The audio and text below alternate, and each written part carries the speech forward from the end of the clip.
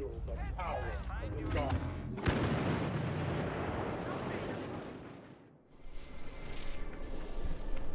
Hey guys, I hope you're hungry. Welcome back to War Stories here on the CyannSentry channel. My name is Jericho, and in today's episode we're going to be talking about the Netflix series Stranger Things, and by we, I mean myself and CyannSentry. Hello.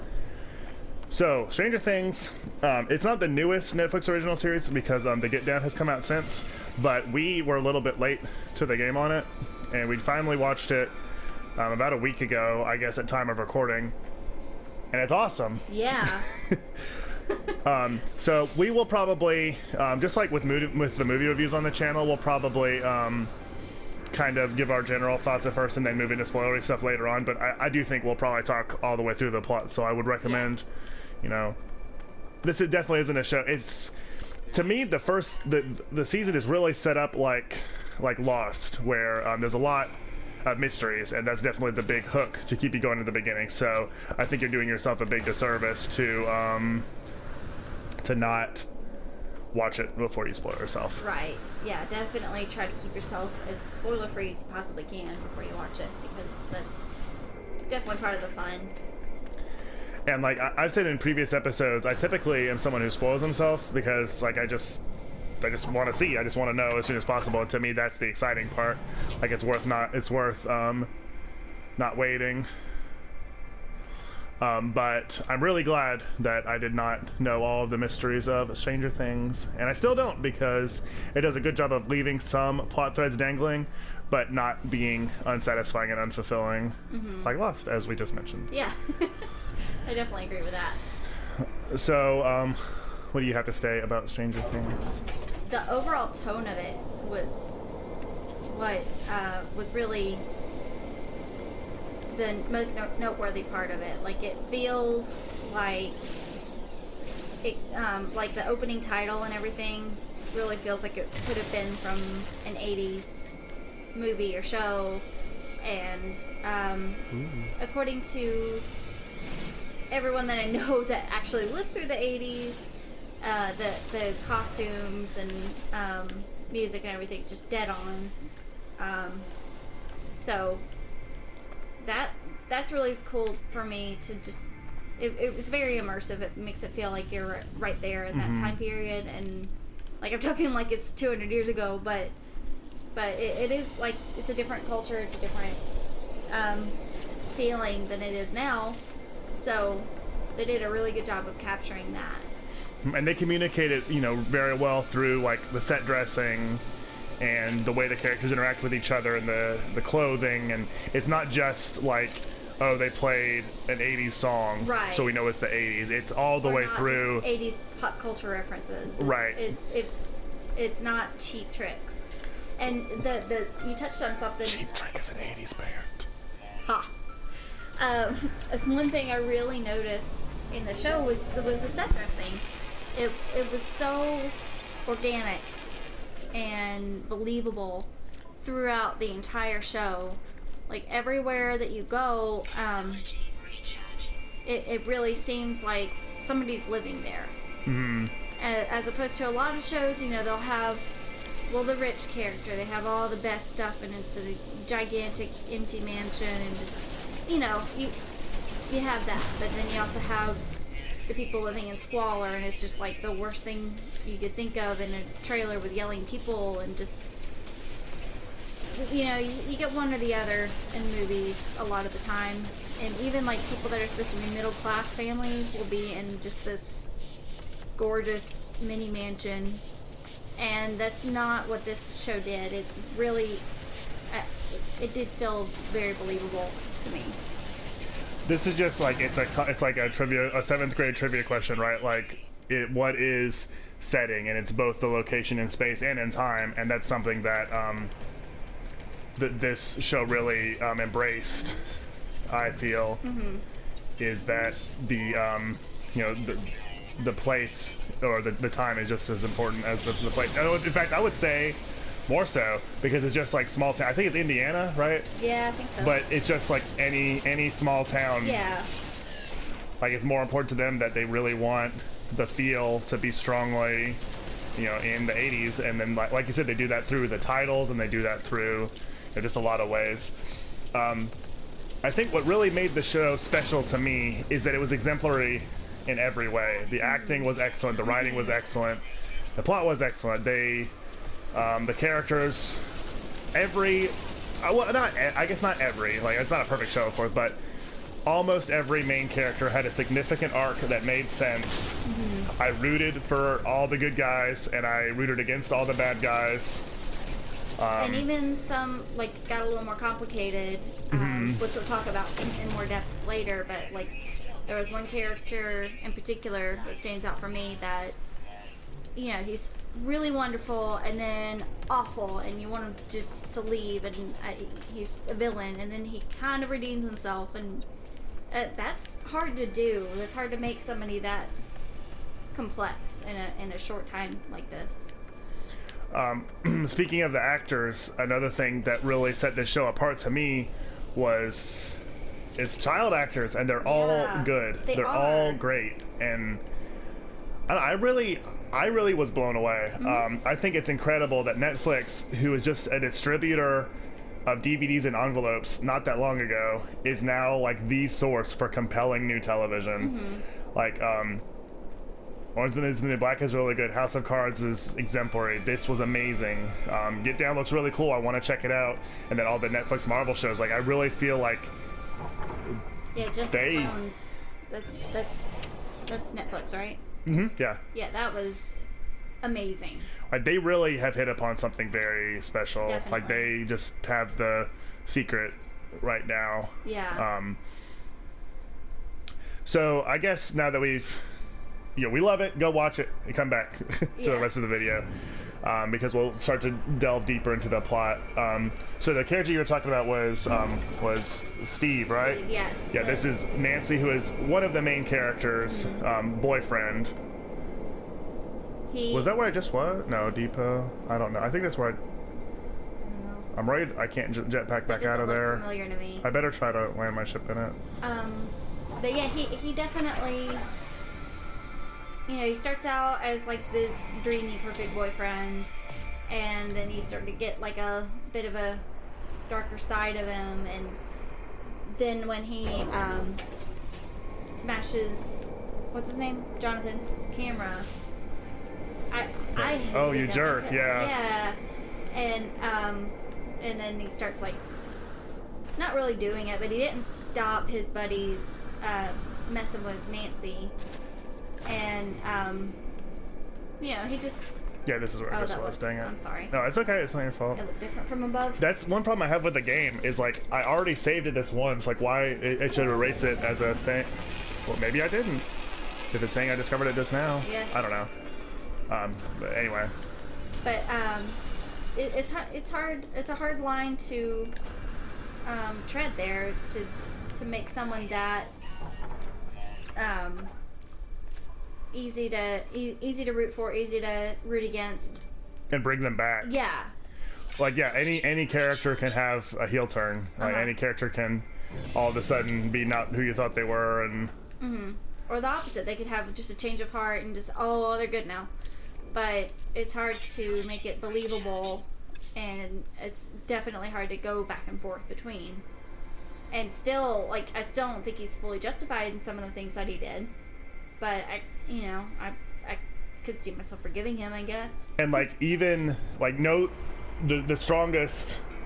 I can't get my words right, but the fact that when Nancy ended up with Jonathan at the end of the show, even though or ended up with Steve, and you're rooting for Jonathan, and because he is like the weird loner artist photographer, like I wasn't mad that she stayed with Steve because she really liked him. He was her like dream guy, and he risked his life to help her and to help Jonathan too, even though he hated him. Like, oh, deflection enhancement, that'd be good. Yeah, like even though he was being so awful before, he shows up at the house when you know the monster's about to come, and I'm just, in my head, I'm screaming at him to get out of there. You know, I just don't, he doesn't need to be there, get out, it's not safe. Because I didn't want him to die. And I do like that, yeah, he didn't die, and he wasn't, like, he was heroic, but they all did it together. He didn't just come in at the last second, I do this every day and just kick the monster's ass, and that's the end of it. Like, he was just instrumental, but he wasn't Superman. And I think that's the whole show is like that. Like, I guess we're kind of getting ahead of ourselves. I mean, you should have listened to this far in the video, if not, but so one child of a group of 4 goes missing, and they find out that he's gone to a parallel dimension called the Upside Down, which is a cool name. A really cool name. Oh, I should have looked at the thing. Hang on. So that's basically the whole show, is trying to get him back. I mean, it is the whole show. He doesn't come back until the very. Figure out what the Upside Down is. Oh yeah, and then also right as the boy disappears, they discover 11, who's a mysterious girl who just doesn't really seem to have a whole lot of language skills at first, and but she's picking up on it quickly, and she's just odd and off-putting. And has supernatural powers.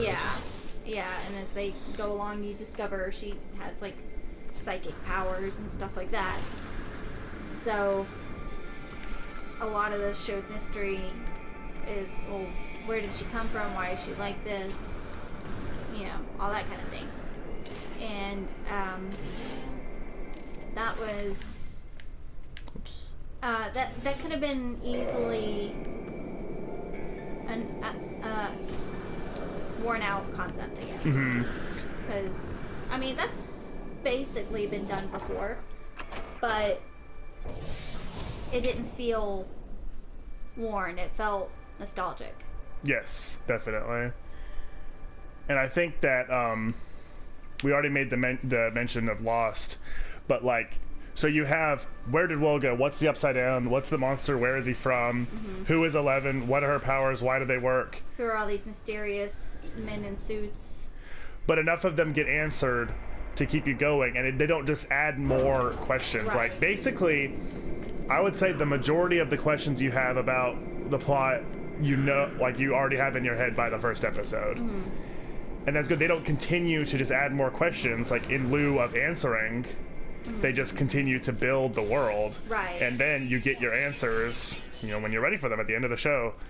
And they don't, like we said before, they don't answer everything. I don't know. It's just good. I really like it.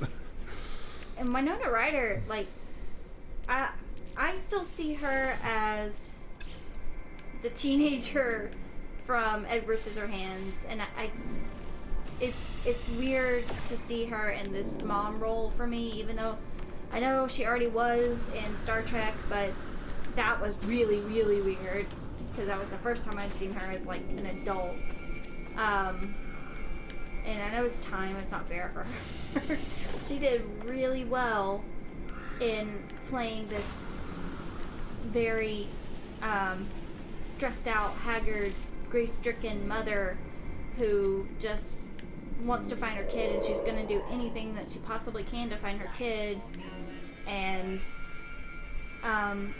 yeah, she's going to look a little crazy throughout,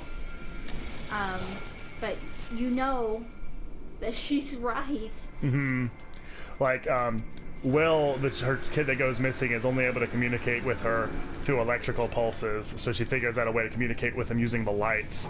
So she, like, strings up Christmas lights and puts letters with them so that he can spell stuff out. Just another stroke of brilliance. Yeah, and because it's so perfect, because it's a really cool, it looks cool visually, like you can instantly understand it, and they don't overuse it. I think she only actually communicates with him with it once. I think twice. I only remember one time of it actually spelling stuff out, but either way, it certainly isn't. It certainly isn't overused. Yeah, I think she sees him and notices what he's trying to do once, and then she gets the other bundle of Christmas lights and and then makes the alphabet. Is the yes and the no, and then the next time has the alphabet. Yeah. So it's a good logical progression there. But she looks completely insane because she has Christmas light alphabet on her wall. And but she's saying he's in the lights. Like, that sounds nuts, but we've seen it. We know she's right. So it's very effective. And the monster, speaking of effective, is terrifying. It's so simple. It basically looks like the Pale Man from Pan's Labyrinth, except for its face opens up like a flower, but that's like all it needs, and it's so creepy. So creepy. Yeah, I'm definitely a horror movie fan, and it's cool to actually get scared by something, because there are so many times when I'm watching horror movies that's like, okay, I know I'm supposed to be scared here, but I already know what's about to happen. I know it's going to be quiet, and then the thing's going to pop up in the back of the mirror, you know, but this really, the atmosphere and the designs and the cinematography and everything combined made a really spooky, good show. That's really like the bottom line of this show for me, is the atmosphere is perfect. Yes. Because the actors are good enough to not break it, the set dressing is good enough to not break it, the music, the casting, the costumes. Yeah, even the theme song. Mm-hmm. Awesome. I saw one theory that maybe maybe the creature is Eleven's subconscious, like her physical manifestation of basically all the abuse and isolation and everything else that she's had to put up with so far in her life. And that's why, like, she even says at one point that she opened the portal, or whatever they're calling it, and that she is the monster. And we're supposed to think that that's just her guilt talking, but this theory basically said no, she's telling the truth, because friends tell the truth. Yeah, because friends don't lie. Friends don't lie, and she is the monster. Like, that's part of her, and that's why she was able to get rid of it at the end. And why they both just vanished. Yeah, they both just leave at the end. Yeah, so, I like it. I buy that. yeah, I'm cool with definitely. that. So my question is, how are they gonna go from there in the next season? Like, is she gonna come back? Is it gonna be a whole new child? Is it gonna be the monster comes back, but we don't know where 11 is? Well, the actress just shaved her head again. Oh, that's good. So I think she'll be back. Okay. And she's awesome. Like, yeah. I know we've already talked about how good the actors are, but she's in a class of her own. Like, the way she conveys power as like she's like a 10-year-old kid, Yeah. like 11-year-old, but power and fragility. and Like, weakness. she can just go from one to the other in the blink of an eye, and it makes sense. And you really, she conveys so much without speaking, because especially in the beginning she didn't have a whole lot of language, and she just had looks, but she really said a lot with those looks, even if you don't know what she was saying. That you could tell there's a lot going on there. Yep. Definite internal monologue. I totally agree with that. I don't know. It's just, I'm excited for the future. They said that they want to look to Harry Potter as a template. Like, they'll grow with these actors, and I like that. I was wondering if it would be an anthology series, like American Horror Story, maybe, and just be different, like with the same feel, but a completely different. Like, instead of an alternate dimension, like maybe it's werewolves or whatever. You know, whatever. I'm sure they would have some creative, cool idea. But I'm glad, because I really love these characters. Are so good that I would be sad to see them gone. Definitely. Yeah, I think that's a good way to go with it. But I definitely wonder, like, how are they gonna top this without making it crazy, end of the world kind of stakes? Because that's always something that bugs me about shows. Is at first it's just the nickel and dime monster of the week kind of thing, and then all of a sudden they have to, like, make it more epic, but then the next season they have to make it more epic, and it's not so just the supernatural. country. Yeah, exactly. It's not just the country in trouble, it's the whole world, and right. and it's the whole solar system, and there's a whole galaxy, and it's just okay. Yeah, like that's why it was so good. Is the stakes were low. Yeah. Oh. Maintains longest span of uninterrupted element extraction possible for all current mining beam technologies. That sounds pretty good. Yeah. Yeah, having it be a focused small town, like where the stakes are, one boy might not make it home, and one town will be the worst for it. You really care about it. Yeah, it's awful. And like, I've already seen the hashtags. Oh my gosh, now I can't remember her name. Barb. Barb. I knew it would be. Justice for Barb. Justice for Barb. The creators say they know. Don't worry, Yeah. we know what we're doing. So. Yeah.